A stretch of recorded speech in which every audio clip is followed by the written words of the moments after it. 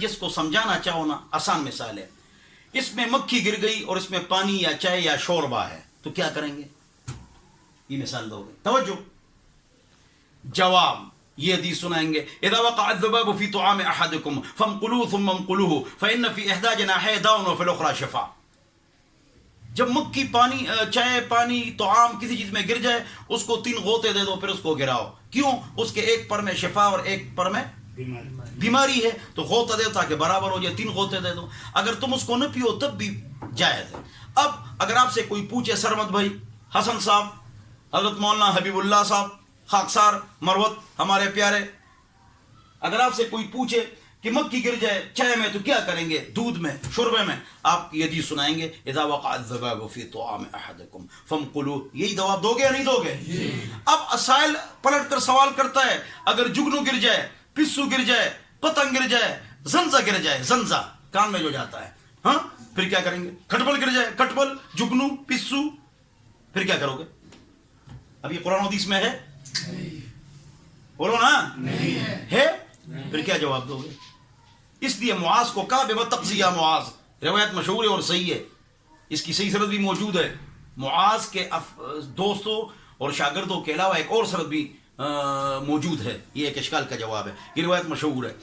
بما تقضی یا معاذ، قرآن پر فیصلہ کروں گا. فإن لم تجد فیہ، اگر اس میں نہ پاؤ تو میں سنت پر فیصلہ کروں گا.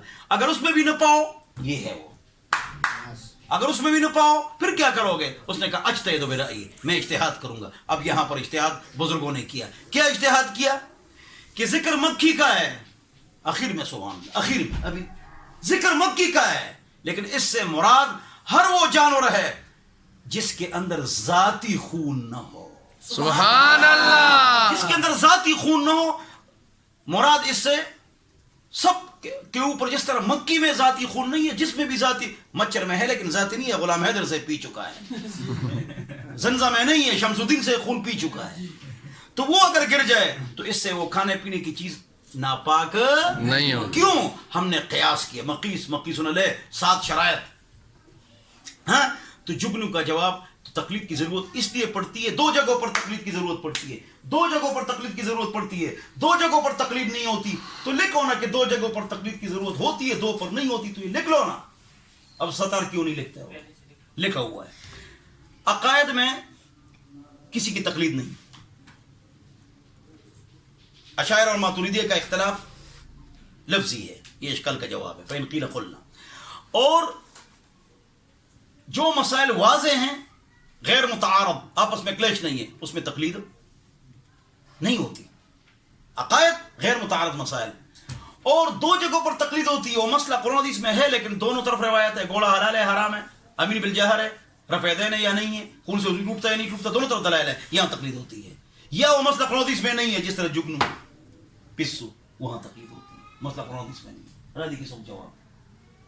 اب آگے سمجھو، جتنے بھی ہمارے اہل حدیث بزرگ ہیں شرک و بدعت سے پاک جنتی لوگ، اختلاف ایسا نہ کرو دلیل کی طاقت گالی اور گولی سے زیادہ ہے. اہل حدیث ہمارے بھائی ہیں تو گالی گولی نہیں استعمال کرو، دلیل استعمال کرو.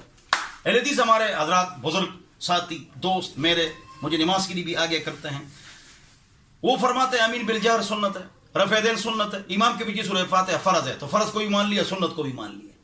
ان کی تفسیر چلتی ہے سعودیہ سے موجود نگڑی صاحب کی. اس کے سورہ لقمان کی تفسیر میں غالباً ہے کہ نماز کے فرائض اور واجب سنن سیکھنا چاہیے. نماز نبوی کے اندر ہے کہ فرائض اور سنن سیکھنا چاہیے. علامہ البانی نے کہا سیکھنا چاہیے. تو بتاؤ نا نماز میں کتنے فرائض ہیں، کتنے واجبات ہیں، کتنی سنت ہے، کتنی مستحبات ہے. ایک ایک چیز کو فرض سنت کہتے ہو لیکن نماز میں کتنے فرائض ہیں یہ قیامت تک نہیں بتا سکتے. کتنی سنت ہیں قیامت تک نہیں بتا تعداد. کیوں؟ اس لیے کہ یہ اصطلاحات فقہا کی ہے، قرآن حدیث میں صراحتاً نہیں ہے.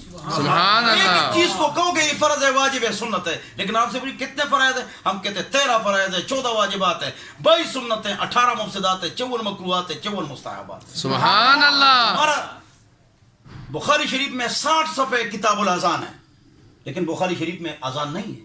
اسرا کا جواب دیکھو سبحان اللہ پکا نہیں ہے.